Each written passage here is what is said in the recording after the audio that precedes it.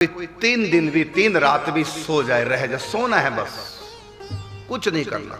भले जमुना स्नान न करो, बिहार जी के दर्शन मत करो, भजन पूजा पाठ कीर्तन मत करो, नित्य कुछ ना भले करो, सो जाओ 3 रात यहाँ। तो 3 रात कोई ब्रज में शयन कर जाए, विश्राम मतलब कर जाए, 3 रात रुक जाए, तो राधा रानी उसके भाग्य पर अपने स्टाम्प लगा देती, अब ये मेरा हो गया। सुधर जाए तो ठीक है, नहीं सुधरेगा कोई बात नहीं, तब भी राधा रानी कहते सदा के लिए हो गया मेरा।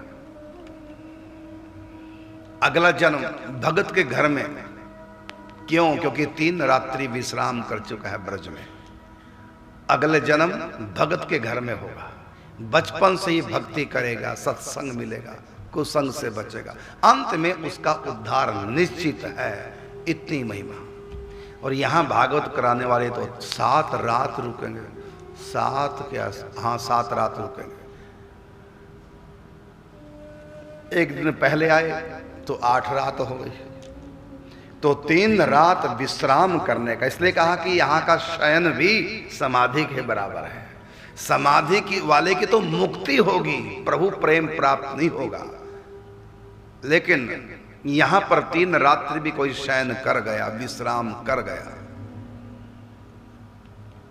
तो उसके लिए भगवत प्रेम का द्वार खुल जाता है। इतनी महिमा यहां की है। और एक बात और बताएं, आप लोग कितना विश्वास कर पाओगे कह नहीं सकता। जब कोई ब्रज में आता है ना, अपनी तरफ से तो भले वो 2 दिन के लिए आया है, 7 दिन के लिए आया है, 8 दिन के लिए आया, या 4 दिन के लिए, 2 दिन के लिए आया है, वो अपनी तरफ से आया है। लेकिन राधा रानी की तरफ से तो वो हमेशा के लिए आया है। जब कोई ब्रज में आता है, जीवन भर का उसका दाना पानी भी आ जाता है। लेकिन जब वो जाना चाहता है तो फिर राधा रानी रोकती नहीं है। ठीक है, राधा रानी नहीं भेजती, व्यक्ति अपनी तरफ से जाता है। फिर राधा रानी रोकती, ठीक है, जब तेरा मन ही नहीं है रुकने का, मैंने तो जीवन भर के लिए तुम्हारा ठेका ले लिया था, यहां का तुम्हारा सारा दाना पानी मैंने ही बुला लिया था, लेकिन तुम जाना चाहते हो, अब मैं जबरदस्ती क्यों करूं? जा, फिर जाना चाहता है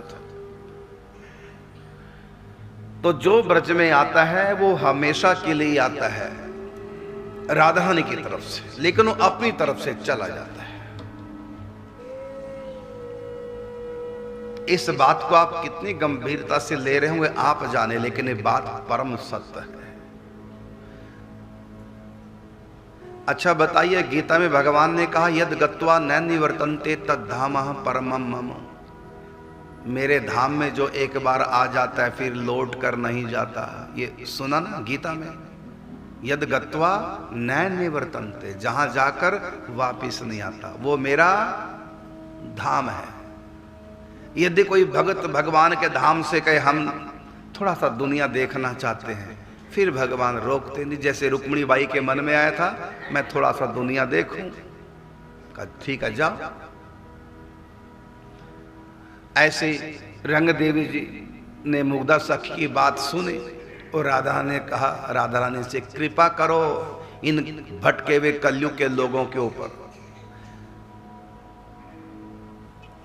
तो राधा रानी से प्रार्थना की रंग देवी जी ने, तो राधा रानी ने कहा रंग देवी जी, तुम चाहती हो कि इन कलयुग के लोगों के ऊपर कृपा हो, तो मेरा तो अभी अवतार का समय नहीं आया, अब तुम ही जाओ मेरी कृपा को लेकर।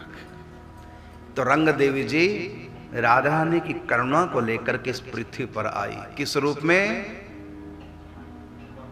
जोर से बोला करो, श्री निम्बा, श्री भी लगा दिया करो, श्री निम्बार्क भगवान के रूप में। तो इस प्रकार भले कोई अपनी इच्छा से वृंदावन से, साकेत से, गोलोक धाम से, वैकुंठ से, अपनी इच्छा से भले कोई आ जाए, नहीं तो भगवान जब भी अपने धाम में बुलाते हैं तो सदा के लिए बुलाते हैं। हाँ, किसी का मन हो हम जीवों पर दया करने के लिए, भक्ति के प्रचार के लिए जाएं, तो ठाकुर जी कहता ठीक है, जाओ भक्ति का प्रचार करो, मेरी कृपा को भी साथ ले जाओ, इस कृपा से सबका उद्धार करो जो जो तुम्हारी शरणागत हो जाएंगे। लेकिन अपनी तरफ से भगवान कभी नहीं कहते।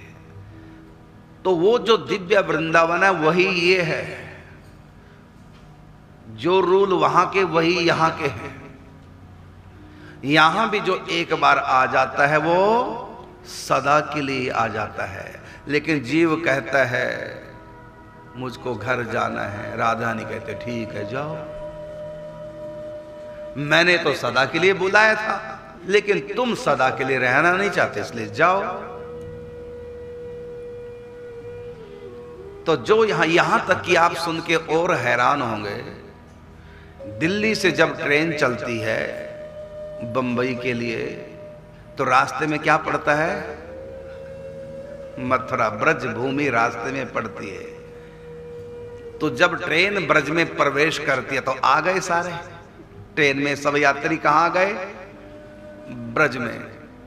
अब श्री जी ने उनको सदा के लिए बुला लिया, आ जाओ सदा के लिए, लेकिन वो कहते हम नहीं उतरेंगे ट्रेन से, हमको तो मुंबई जाना है। राधा नहीं कहते ठीक है भाई जाओ, अपनी मर्जी से जाओ, मेरी मर्जी से नहीं। मेरी मर्जी से व्यक्ति आता है, मेरी मर्जी से जाता, आता है मेरी मर्जी से और जाता है अपनी मर्जी से।